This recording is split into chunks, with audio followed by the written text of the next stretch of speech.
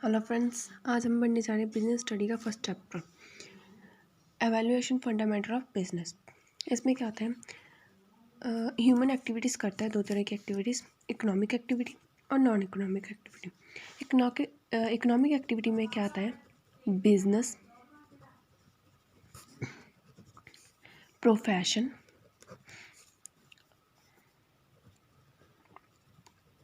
And employment. Right, तीन तरह की एक्टिविटी आती है इकोनॉमिक एक्टिविटी में और नॉन इकोनॉमिक एक्टिविटी में। इसमें क्या आता है, जैसे सोशल वर्क आता है इसमें। सेकंड में इसमें आ जाता है लाइक लव अफेयर लिए हम काम कर रहे हैं, जब अपने कोई भी रिलेशंस के लिए काम कर रहे हैं, जब अपने कोई भी रिलेटिव के लिए काम कर रहे हैं। राइट, ह्यूमन एक्टिविटीज़ होंगी दो तरह की होंगी, economic activity, non economic activity. इसमें आता है बिजनेस, प्रोफेशन और एम्प्लॉयमेंट। इसमें आता है सोशल वर्किंग, लव अफेयर। इसमें होता है वो काम करते हैं जो ये तीन काम हम और प्रॉफिट के मोटिव से करते हैं। ये हम अपनी सेटिस्फेक्शन के लिए काम करते हैं, सेटिस्फेक्शन। ओके, हम बात करते हैं बिजनेस। स्टॉप, हम करते हैं इकोनॉमिक एक्टिविटी के बारे में। इकोनॉमिक एक्टिविटी क्या होती है, ये those activity whose objective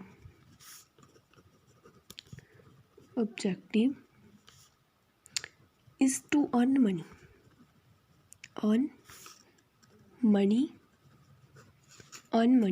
are called economic activity. Right, जो हम एक्टिविटी अर्न मनी के लिए, पैसे के लिए करते हैं, उसे इकोनॉमिक एक्टिविटी कहा जाता है। Got it. इकोनॉमिक एक्टिविटी में क्या आता है, बिजनेस। हमने ऊपर पढ़ा था बिजनेस, प्रोफेशन और एम्प्लॉयमेंट। पहले बात करते हैं हम ओनली बिजनेस के बारे में। बिजनेस किसको रेफर करता है, business refers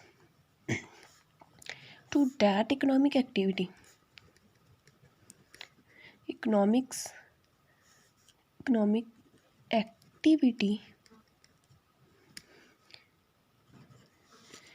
which is conducted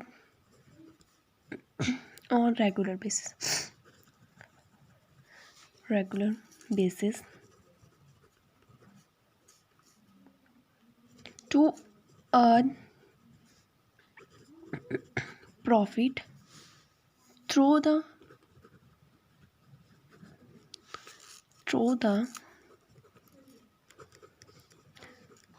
production and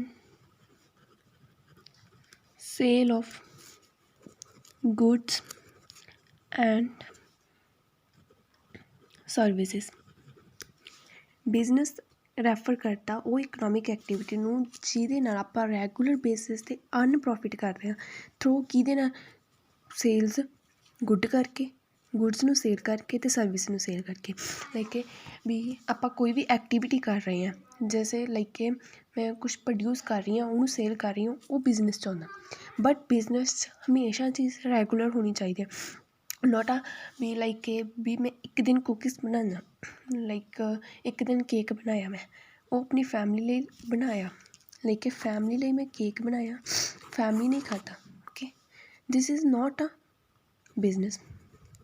right, but वही केक जे मैं बाहर जाके मार्केट विच सेल कर रही हूँ, लाइक सेल कर रही हूँ 100 रुपीज़ विच, मेरा 100 रुपीज़ ਦਾ ਸੇਲ ਕਰ ਰਹੀ ਹਾਂ, ਉਹ ਮੇਰਾ ਬਿਜ਼ਨਸ ਹੋ ਰਿਹਾ। ਠੀਕ ਹੈ, ਇਹ ਬਿਜ਼ਨਸ ਇਕਨੋਮਿਕ ਐਕਟੀਵਿਟੀ ਦੇ ਵਿੱਚ ਆਉਂਦਾ। Right, okay. ਕੀ ਆਉਂਦਾ ਹੁੰਦਾ ਇਹਦੇ ਵਿੱਚ,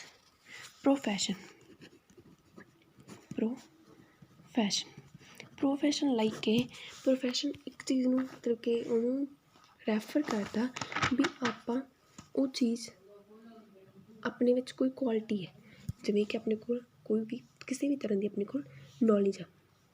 ਓਕੇ, ਜਿਹੜੀ ਆਪਣੇ ਕੋਲ ਨੌਲੇਜ ਹੈ ਕਿਸੇ ਵੀ ਤਰ੍ਹਾਂ ਦੀ, ਜਦੋਂ ਆਪਾਂ ਉਸ ਨੂੰ ਬਾਹਰ ਲੈ ਕੇ ਆਉਂਦੇ ਹਾਂ, ਉਹ ਆਪਣਾ ਪ੍ਰੋਫੈਸ਼ਨ ਹੁੰਦਾ।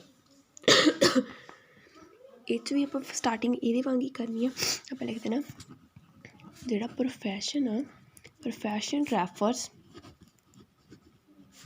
that economic activity, ਉਹ economic activity which is conduct by a person okay, ਉਹ person ਕੰਡਕਟ ਕਰਦਾ having, ਜਿਹਦੇ ਕੋਲ some knowledge ਹੁੰਦੀ ਆ,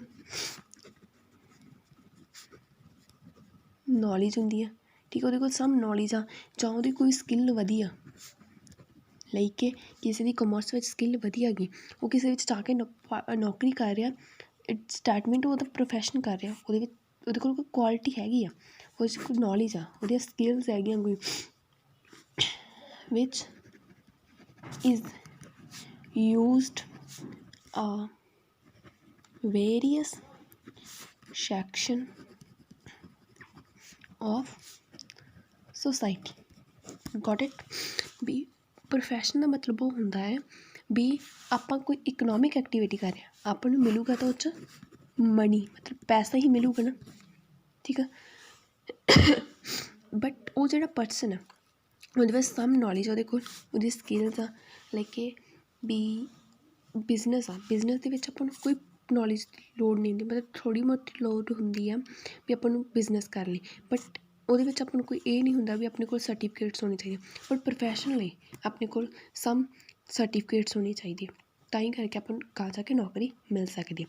ਬਿਜ਼ਨਸ ਕੀ, ਬਿਜ਼ਨਸ ਦਾ ਆਪਣਾ ਕੰਮ ਹੁੰਦਾ ਹੈ, ਬਿਜ਼ਨਸ ਵਿੱਚ ਆਪਾਂ ਆਪਦਾ ਕੰਮ ਕਰਨਾ ਹੁੰਦਾ ਹੈ, ਆਪਾਂ ਕਿਵੇਂ ਵੀ ਕਰਕੇ ਆਪਣਾ ਬਿਜ਼ਨਸ ਕਰ ਸਕਦੇ ਹਾਂ, ਉਹ 'ਚ ਕੋਈ ਸਰਟੀਫਿਕੇਟ ਦੀ ਲੋੜ ਨਹੀਂ ਹੁੰਦੀ, ਉਹ 'ਚ ਕਿਸੇ ਵੀ ਚੀਜ਼ ਦੀ ਲੋੜ ਨਹੀਂ ਹੁੰਦੀ, ਆਪਾਂ ਖੁਦ ਬਸ ਓਨਲੀ ਆਫ ਉਹ 'ਚ ਕੈਪੀਟਲ ਦੀ ਲੋੜ ਹੁੰਦੀ ਹੈ, ਵੀ ਆਪਾਂ ਕੈਪੀਟਲ ਲਾਉਣਾ ਇਹਨਾਂ, ਫਿਰ ਜਾ ਕੇ ਆਪਾਂ ਨੂੰ ਬਿਜ਼ਨਸ ਆਪਣਾ ਸਟਾਰਟ ਹੋਊਗਾ, ਠੀਕ ਹੈ। ਲਾਈਕ ਇਹ ਪ੍ਰੋਫੈਸ਼ਨ ਦੇ ਵਿੱਚ ਆਪਾਂ ਕੋਈ ਕੈਪੀਟਲ ਨਹੀਂ ਯੂਜ਼ ਕਰਨਾ ਹੁੰਦਾ, ਕੋਈ ਪੈਸਾ ਨਹੀਂ ਲਾਉਣਾ ਹੁੰਦਾ, ਸਮ ਕੈਪੀਟਲ ਹੁੰਦਾ। ਕਈ ਵਾਰ ਵੀ ਕਈ ਕੰਪਨੀਆਂ ਕਹਿ ਦਿੰਦੀਆਂ ਵੀ ਤੁਸੀਂ ਪਹਿਲਾਂ 1000 ਰੁਪਇਆ ਇਨਵੈਸਟ ਕਰੋ, ਆਪਦੀ ਜੋਬ ਲਓ, ਪਲੱਸ ਕਰੋ ਉਹਦੇ 'ਚ, ਫਿਰ ਤੁਹਾਨੂੰ ਇੱਕ ਜੋਬ ਮਿਲੂਗੀ, ਅਤੇ ਫਿਰ ਤੁਸੀਂ ਆਪਦਾ ਪ੍ਰੋਫੈਸ਼ਨ ਕਰ ਸਕਦੇ ਹੋ, ਫਿਰ ਤੁਹਾਡੀ ਮੰਥ ਦੀ ਸੈਲਰੀ ਹੋਊਗੀ 10,000, ਰਾਈਟ। ਅੱਗੇ ਆ ਜਾਂਦੇ ਆਪਣੇ ਵਿੱਚ, ਆਪਣੇ ਕੋਲ ਆ ਜਾਂਦੀ ਇੰਪਲੋਇਮੈਂਟ। ਇੰਪਲੋਇਮੈਂਟ ਹੁੰਦਾ ਗਾ ਵੀ ਕੋਈ ਵੀ ਤਰ੍ਹਾਂ ਦਾ ਆਪਣਾ ਕੰਮ ਕਰਨਾ, ਲਾਈਕ ਕਿ ਆਪਾਂ ਇਹ ਇੰਪਲੋਇਮੈਂਟ ਹੁੰਦਾ ਨਾ, ਜੋ ਮਤਲਬ ਕਿ ਆਪਾਂ ਕਹਿ ਦਿੰਦੇ ਹਾਂ ਮਜ਼ਦੂਰ, ਠੀਕ ਹੈ। ਮਜ਼ਦੂਰ ਦੇ ਮੋਟਿਵ ਨੇ ਕੀਤਾ ਜਾਂਦਾ, ਇੰਪਲੋਇਮੈਂਟ ਹੁੰਦਾ ਮਜ਼ਦੂਰ, ਮਤਲਬ ਕਿ ਕੋਈ ਵੀ ਪਰਸਨ, ਇਹ ਵੀ ਆਪਾਂ ਉਵੇਂ ਕਰਨਾ। ਇੰਪਲੋਇਮੈਂਟ ਡੈਫੀਨੇਸ਼ਨਸ ਬਹੁਤ ਸੌਖੀਆਂ ਹੈਗੀਆਂ। ਰੈਫਰਸ ਡੈਟ ਇਕਨੋਮਿਕ ਐਕਟੀਵਿਟੀ, ਉਹ ਇਕਨੋਮਿਕ ਐਕਟੀਵਿਟੀ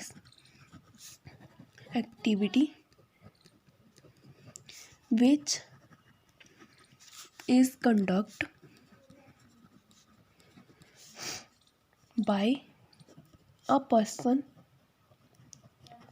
ਉਹ ਪਰਸਨ, ਜਾਂ ਆਪਾਂ ਇਹ ਲਿਖ ਸਕਦੇ ਹਾਂ 'ਚ economic activities that economic activity which conduct a person work ਕਰਦਾ person for others like salary and wages, got it। ਉਹ ਮਤਲਬ ਕਿ ਇੰਪਲੋਇਮੈਂਟ ਹੁੰਦੀ ਹੈ ਜਿਹੜੀ, ਉਹ ਇੱਕ ਇਕਨੋਮਿਕ ਐਕਟੀਵਿਟੀ ਹੁੰਦੀ ਹੈ ਜਿਹਦੇ ਵਿੱਚ ਇੱਕ ਪਰਸਨ ਆਪਣੀ ਸੈਲਰੀ ਜਾਂ ਵੇਜਸ ਲਈ ਕੰਮ ਕਰਦਾ। Okay, got it. ਆਪਾਂ ਇੱਕ ਰਿਵੀਜ਼ਨ ਕਰ ਲੈਂਦੇ ਹਾਂ ਬਿਜ਼ਨਸ ਚੈਪਟਰ